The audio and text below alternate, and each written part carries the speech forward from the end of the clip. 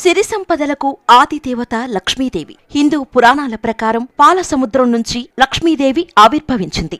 లక్ష్మీదేవికి ఒక చెల్లి కూడా ఉంది. ఈ విషయం చాలా మందికి తెలియదు. జీవితంలో లక్ష్మీ కటాక్షం ఉండాలి అని అందరూ కోరుకుంటారు. అయితే లక్ష్మీదేవి సోదరి మాత్రం దీనికి వ్యతిరేకం. ఆవిడ పేరు అలక్ష్మి. పాలసముద్రాన్ని మదించినప్పుడు కల్పవృక్షం, ఇంద్రుడి వాహనమైన ఐరావతం, లక్ష్మీదేవి, హాలాహలం, చివరిగా అమృతం, కలశంతో ధన్వంతరి ఉద్భవించారు. పాలసముద్రం నుంచి పుట్టిన లక్ష్మిని తాను వివాహం చేసుకోవాలి అని విష్ణువు భావిస్తారు. అయితే తన సోదరి వివాహం జరిగిన తర్వాతే తాను వివాహం చేసుకుంటాను అని లక్ష్మీదేవి తెలిపింది. దానితో అలక్ష్మికి వరుడి కోసం శ్రీ మహావిష్ణువు ఎంత వెతికినా కూడా ప్రయోజనం ఉండదు. ఎందుకంటే ఆమెను పెళ్లాడటానికి ఎవ్వరూ అంగీకరించరు. చివరికి ఉద్దాలక మహర్షి ఆమెను వివాహం చేసుకోటానికి ఒప్పుకుంటాడు. అలా వాళ్ళిద్దరికీ వివాహం జరిగిన తర్వాత అలక్ష్మి ఉద్దాలక మహర్షితో కలిసి ఆశ్రమానికి చేరుకున్న తర్వాత లోపలికి ప్రవేశించటానికి నిరాకరిస్తుంది. దీనికి కారణం ఏంటి అని మహర్షి ఆమెను అడుగుతారు. అప్పుడు ఆమె చెప్పిన సమాధానం ద్వారా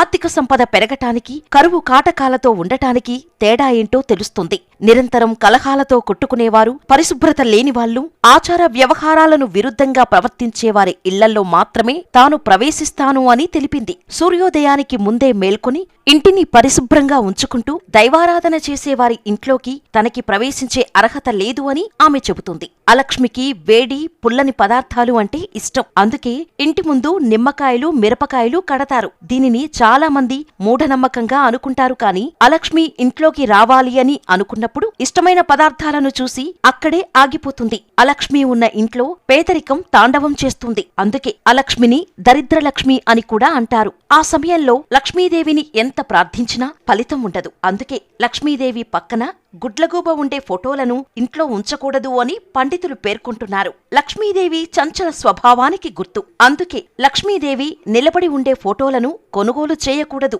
అలా చేస్తే ధన నష్టం కలుగుతుంది, సంపద నడిచి వెళ్లిపోతుంది. కలువలలో కూర్చొని ఉండే ఫోటోలు మాత్రమే ఇంట్లో పెట్టుకోవాలి. ఇలా చేస్తే లక్ష్మీదేవి అనుగ్రహాన్ని పొందగలుగుతాము.